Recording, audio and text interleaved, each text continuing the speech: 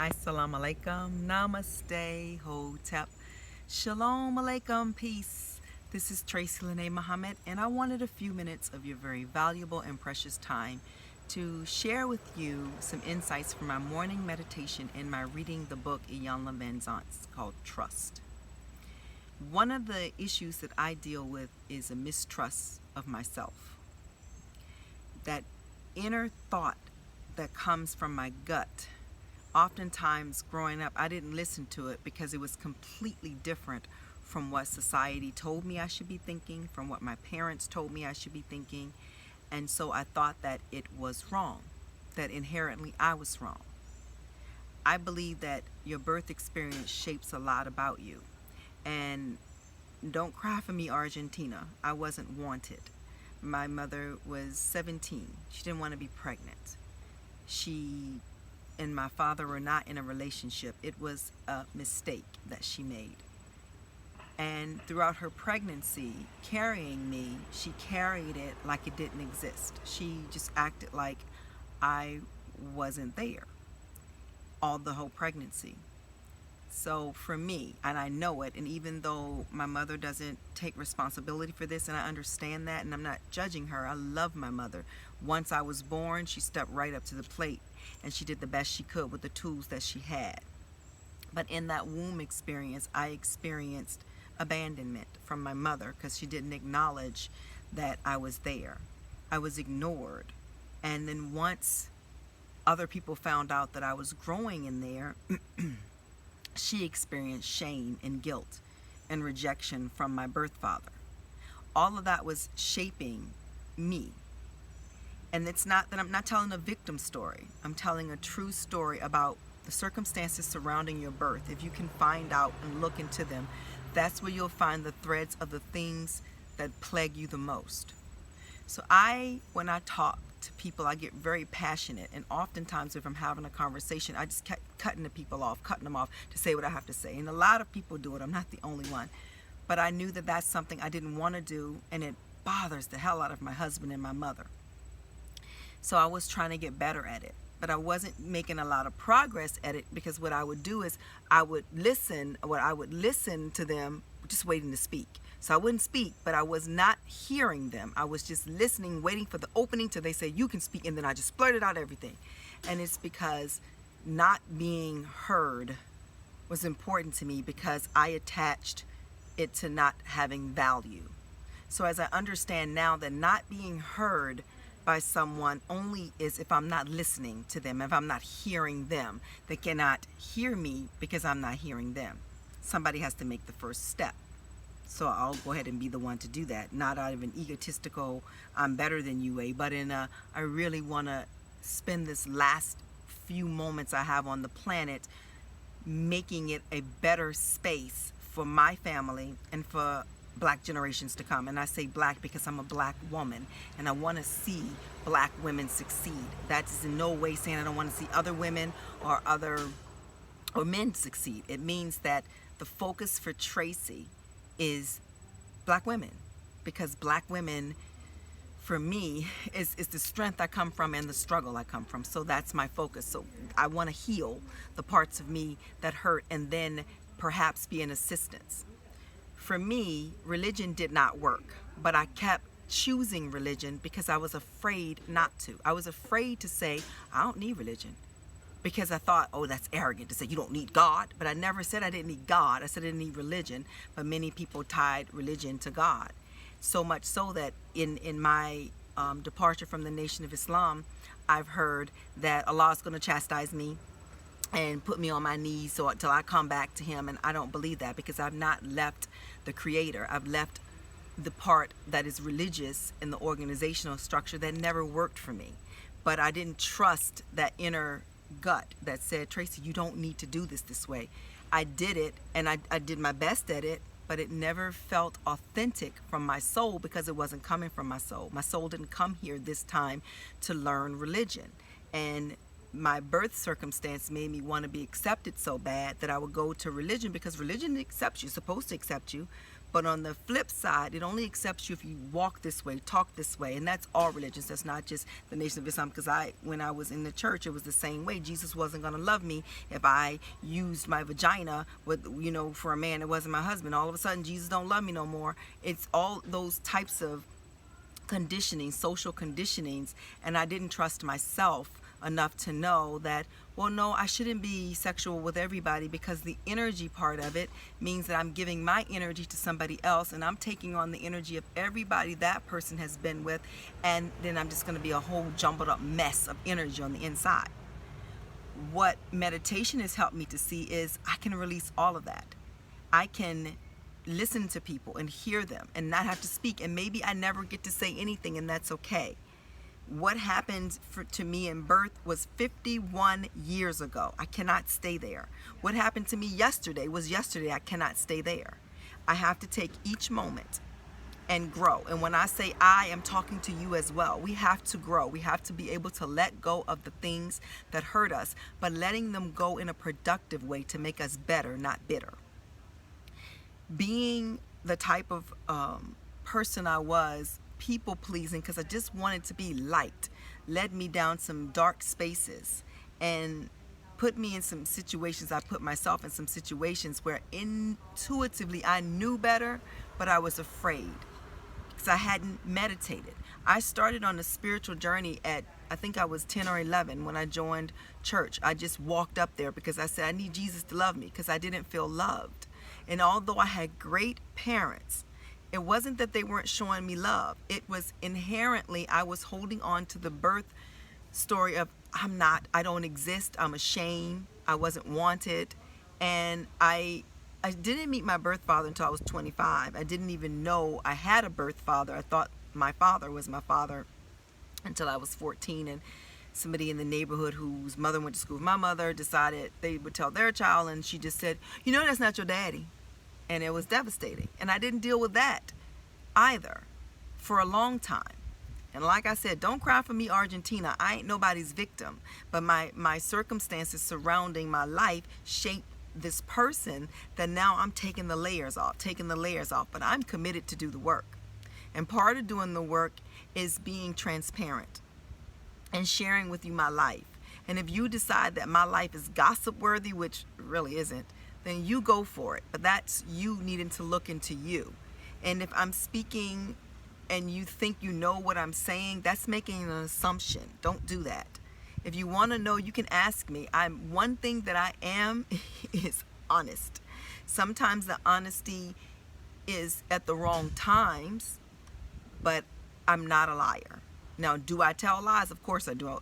We all do. But most times it's dumb lies when I was little on over myself. Like if my mother told me not to do something and I did it and she didn't even catch me and I just started lying. That type of stuff. Or she did catch me and my lies just made no sense. Like I remember when I was a little girl, 3 of my friends had gotten sick from eating something. I don't even remember what it was. But I wasn't with them.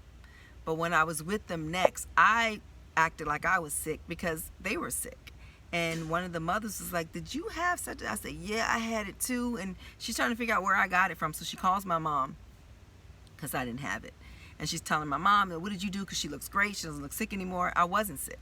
I just wanted to be like, so that was a dumb lie. Just wanted to be included and liked.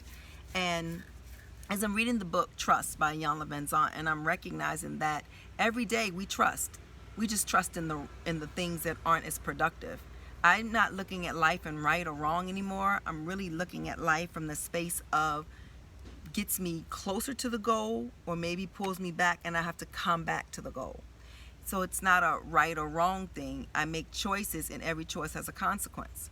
But the trust factor, I'm choosing to trust the process of life. And in doing so, not to panic. I got... I'm pretty sure you might have too on Messenger. They were sending this thing out. Don't go to Walmart this weekend because no matter what you do, and it's a fear tactic to make you think that somebody's going to come and shoot up Walmart, and that might be so. But that's not going to keep me from going to Walmart if I needed to. Well, I'm not a Walmarter like that, so I probably wouldn't have gone this weekend anyway. I probably go to Walmart once every 3 or 4 months, if that much, and that's if I'm looking for something that I know Walmart will have. But I'm not going to live in fear like that, because when it is time for me to exit this body, it's going to happen. And while I'm not running towards it in a negative way, I'm not running from it. I'm living my life in such a way that I leave a legacy not only for my children, but for anybody that wants to grow and sees my story and says, hey, I kind of got some stuff in common with her, so maybe she can help me. Her blueprint may work for me. I may need to twerk it.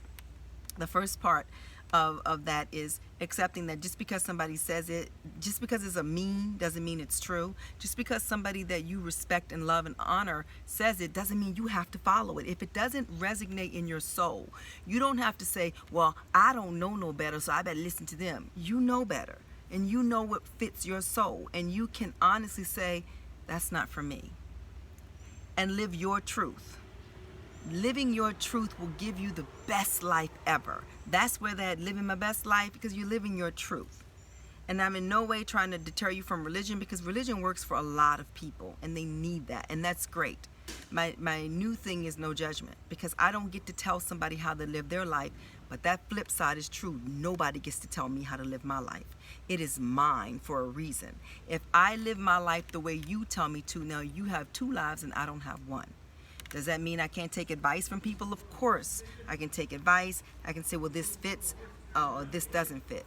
But what the book, this morning's meditation, I started to recognize some patterns in myself that I want to eradicate. But one of them is being kind to myself while I'm eradicating those, and not feeling like I just got to rush into it, just taking my time. I'm a very creative person. I have ideas and ideas and ideas. And so I really should be a billionaire with the mind I have, this beautiful mind. But the love is in the details. And the details go all the way from doing your research completely and not feeling like you got to get out there right now. You don't have to do that. Or allowing my financial picture to dictate how I move. No, I'm always taken care of. You can look at me and tell I ain't never missed a meal. You can look at me and tell my hair appointments, I make those hair appointments when it was tougher for me financially and I couldn't go to the salon. Well, I chose not to pay $80 a week because I teach yoga and I exercise, so my hair sweats out faster because there's no chemicals in it.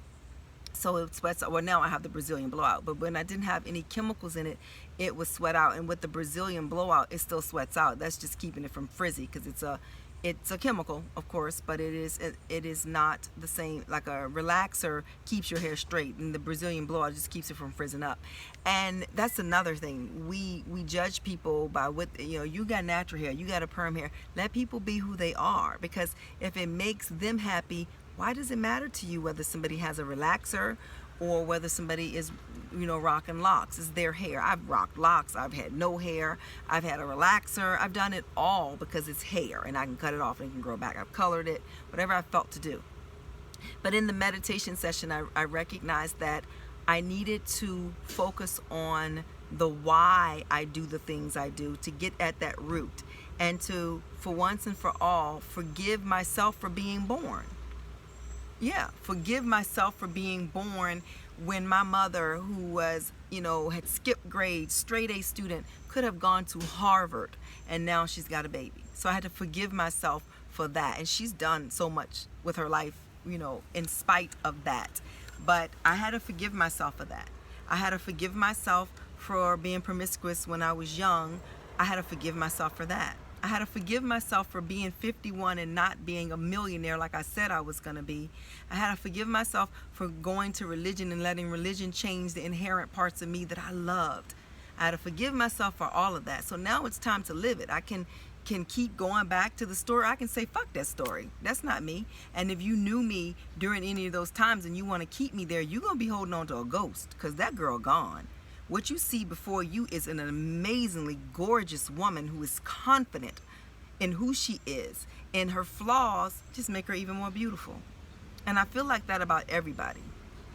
I believe everybody has the ability to be the best looking thing for them. And I believe regardless of what society is telling you about who you are, you get to decide who you are. And as I do that, the bigger picture I get is, I don't get to judge people for being in that space. When people want to spend all day talking about Jay-Z and Kaepernick or whatever they want to spend, whatever the topic of the day is, that's not for me to go, oh, people are so ignorant, and oh, look at me, I'm just so intelligent. No, it's not for me to do that either. And it's not for me to say, well, let me pray for the lost souls. It's for me to say that's their path and not to judge it. And when I tell you, when I started living in that space where I don't judge people no matter what they're doing, I get so good at it, and I just let go of all of those preconceived notions. My life is soaring. For me, what works spiritually may not work for somebody else, but whatever works for you, when you know it's really working, is when you don't need to prove it to anybody else. As I learn not to cut people off when they talk and let them finish their sentence, and need to hear them, not just listen for them, so I can get my point across, because I'm here, hey world, I'm here, I'm not dumb. No, I don't have to do any of that. All I have to do is exist, and to wake up every morning with love in my heart, a smile on my face, and be available to the people who are available for me. That snapping turtle taught me a lesson. I know it was like a funny little joke at first to people, and you know, that I'm having an argument with a turtle. But one, I didn't know turtles did that. Like, I'd heard of a snapping turtle, but I think I thought it was like the little tiny one. So I didn't know that neck was so long it could have come out, turned around, and bit me. I didn't know that. I didn't know that it was a snapping turtle. So I gently went down to move it, and it hissed. And I didn't stop at the hiss. I said, oh, I'm just trying to help you. And then it snapped his neck a little bit. It was warning me. And that's what life does. People warn you who they are. They show you who they are when you meet them. But we don't pay attention. We just don't pay attention. If you meet, and I use this because this is a common example. If you meet a man and he is in a relationship, and he's telling you that she's not doing this and she's not doing that, and he wish he had met you, girl, he's going to be saying that to somebody else, because he's broken. And he's broken in a space that, because if that woman wasn't doing it for him, then he could leave. He ain't a tree. Children ain't never made a man stay nowhere. So he's shown you that. So when you marry him and have 11 babies by him, and then he walk out on you, and you're like, how could he do this to me? He did it to her. He showed you who he was. People show us who we are. That turtle showed me. Now, at the first glance, I just thought it was a turtle. At first glance, it looks like a beautiful man. But when that turtle did that little thing, I didn't stop then. I needed more, because lots of times we're not ready to just face that sometimes people just aren't who they should be they're who they are for them, but they're not going to fit for us. But when that turtle pulled his neck out really long and turned his head, and I realized, and I still didn't stop. I went and got my brush to try to like push him out the street, because I didn't want the turtle to get hit by a car. I was trying to save the turtle, because I didn't think the turtle could save itself. That's what we do with people. They keep showing us, they keep pooping on us, or you keep laying on the floor and walking across you like you're a doormat, and we keep going, well, he didn't need my help. No, you need to move out of the way. You can sometimes love people from afar, love them in your heart, but let them keep doing the foolishness that they're doing. Now things could change, and they could, it could come around. But you standing there waiting. When I went back, the turtle wasn't in the street. When I finished teaching the yoga class, the turtle wasn't in the street. So it obviously got out of the street without my help. But then as I researched snapping turtles, it was nothing but the innocence of my soul that turtle didn't damn near take my arm off, and they say it hurts really bad because the neck goes really long, and he could have hurt me. But there was a part of the turtle, I think, that knew I'm just innocent, trying to help, and anyway, that happens in life with people. Sometimes I remember I was younger, and I thought that I loved this guy. Now I know now that the only man, honestly, I've ever loved is my husband. I've never been in love with anybody before him or since him. But I thought I did love this guy because he was beautiful, and he was black and tall, and oh my God, his smile, I thought all of that. And we dated, and then I thought that, we were going to go further, and he said, no, I don't want to do this no more. Nah, this isn't working for me. And he said, and I don't want to hurt you. But I kept pressing and kept pressing, and every time I would go to his house, he would sleep with me because I kept coming. And yeah, I kept coming. Anyway, I meant coming to his house, for real. I kept going to his house, And one day, maybe about 4 months later, I'd gone over and there was some weave hair on his pillow. And I had a crew cut, like a really short man cut. So I said, "But this is in my hair." And he was like, "Yeah, that's," he didn't say the girl's name, but he let me know that, you know. And I said, "You have somebody else?" And he said, "We're not together." And I thought, "Yes, we were." And he said, "No, I told you that, you know, I wasn't going to be in a relationship." And he was right, but I didn't take it. He showed me who he was. He told me that's not what he wanted, but I didn't listen because I thought I wanted to love this man, even though all of the signs that this wasn't the man for me. I was a vegetarian. He ate everything that wasn't nailed down. I didn't drink at all. He drank.